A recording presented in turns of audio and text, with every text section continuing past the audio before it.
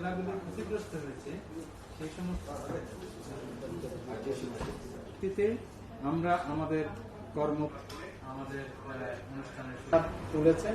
Director এআইএসকে আমরা একটু পরে দেই, তাহলে আমাদের এডি এবং বিডিদের সেই লাইনে কথা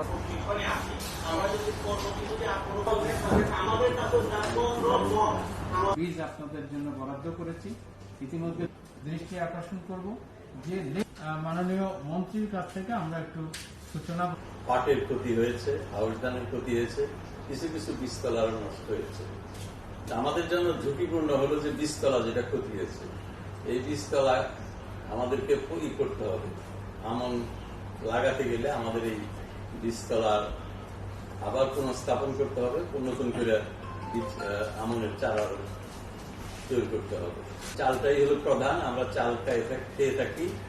চালের উৎপাদন সবচেয়ে বেশি হয় বুড়োতে। দ্বিতীয় বৃহত্তম আমাদের মৌসুম হলো আমন। এই আমন খুবই ঝুঁকিপূর্ণ, প্রচন্ড ঝুঁকিপূর্ণ। একটা হলো এই মুহূর্তে যদি বন্যা আরো দীর্ঘায়িত হয় তাহলে আমাদের সময় মতো রোপণ করা সম্ভব হবে। আবার আমরা রোপণ করার পরে আবার যদি দেরিতে বন্যা আসে তখনও কিন্তু আমাদের জন্য সেটা হবে ঝুঁকিপূর্ণ। কাজে এই দুইটা দিক সামনে রেখে আমাদেরকে খুবই তৎপর থাকতে হবে। মাঠ পর্যায়ের কর্মীদের, কর্মকর্তা কর্মীদেরকে আমি অনুরোধ করতে চাই, আপনারা জানি করোনা ভাইরাসের মহামারী সারা বাংলাদেশে এই মুহূর্তে আছে, তা নিয়ে আমরা বেশ একটা সংকটে আছি, একটা দুর্যোগের মধ্যে আছি। সেই দুর্যোগকে মোকাবেলা করেই আপনারা মাঠ পর্যায়ে কাজ করেছেন। বুড়োর আপনারা ভালো উৎপাদন দেখাতে পেরেছেন, ভালো ফলন হয়েছে, বাম্পার ফলন হয়েছে, এবং আগামী দিনেও আমাদের সকল ফসলের ক্ষেত্রে ঠিক এরকম ঝুঁকি নিয়েই করতে হবে। যেহেতু আপনারা কৃষির সাথে জড়িত, স্বাস্থ্যের পরে এই করোনা মহামারীর প্রেক্ষিতে কৃষি অত্যন্ত গুরুত্বপূর্ণ, অত্যন্ত স্পর্শকাতর এবং ঝুঁকিপূর্ণ।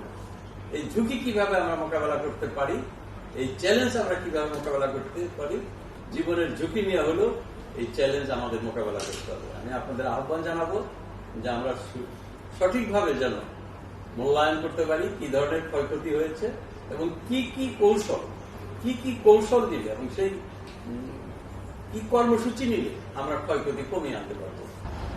এই আমন ফসলটা আমাদের জন্য খুবই গুরুত্বপূর্ণ এবং এটি অত্যন্ত ঝুঁকিপূর্ণ। এই ঝুঁকি কি ঝুঁকি আছে সেগুলো আপনারা বিস্তারিত আলোচনা করেছেন। সেই ঝুঁকির প্রেক্ষিতে কি পদক্ষেপ নিতে হবে সেগুলো আলোচনা করেছেন। আপনাদের প্রস্তুতির কথাই বলেছেন। কাজে কারো কোনো ব্যর্থতার জন্য, কারো কোনো অবহেলার জন্য, কারো কোনো উদাসীনতার জন্য আমাদের কর্মসূচি যেন কোনক্রমে ব্যর্থ না হয়। আমাদেরকে অবশ্যই সফল হতে হবে। কাজে আমি বলবো, আপনারা যারা দায়িত্বে রয়েছেন জেলা পর্যায়ে এবং বিভাগীয় পর্যায়ে, তারা এখন থেকে আরো সতর্ক হন এবং মাঠের কর্মীদেরকে, মাঠের কর্মকর্তাদেরকে তাদেরকে সতর্ক করেন। তারা যেন সার্বজনীন ঈদ আসছে, ঈদ থাক যাই থাক, যত রকম বন্যায় আসুক, এই বন্যাকে সামনে রেখে যে ধরনের বন্যাই হোক, আগাম বা পরবর্তীতে দেরিতে, সেই বন্যা মোকাবেলা করার জন্য এবং ক্ষয়ক্ষতি কমে রাখার জন্য আমাদের সার্বিক প্রস্তুতি থাকতে হবে। আমরা বিভিন্ন আন্তর্জাতিক প্রতিষ্ঠান, এফএও, তারপরে আপনার ইফ্রি, তারপরে বিশ্ব খাদ্য ওয়ার্ল্ড ফুড প্রোগ্রাম, WFP থেকে আমরা শুনেছি এবং জাতিসংঘ বলেছে যে কোন কোন এলাকায় ভয়াবহ খাদ্য সংকট হতে পারে। যে আপনাদের যে প্রস্তুতি তাতে বেশ আশাব্যঞ্জক, সবাই সতর্ক আছেন, কিন্তু কারো অবহেলার কারণে, কারো দায়িত্বহীনতার কারণে, কারো উদাসীনতার কারণে আমাদের এই প্রস্তুতি, আমাদের এই কর্মসূচি যেন ব্যর্থ হয়। আমরা যে টার্গেট নির্ধারণ করেছি, আমাদের যে লক্ষ্যমাত্রা আমাদের, সেই লক্ষ্যমাত্রা যদি বন্যা, আগাম বন্যা বা যেটা এখন চলছে, আবার যদি বন্যা আসে, সেই পরিপ্রেক্ষিতে যাতে ক্ষতির পরিমাণ নিম্ন পর্যায়ে, সর্বনিম্ন পর্যায়ে আমরা রাখতে পারি।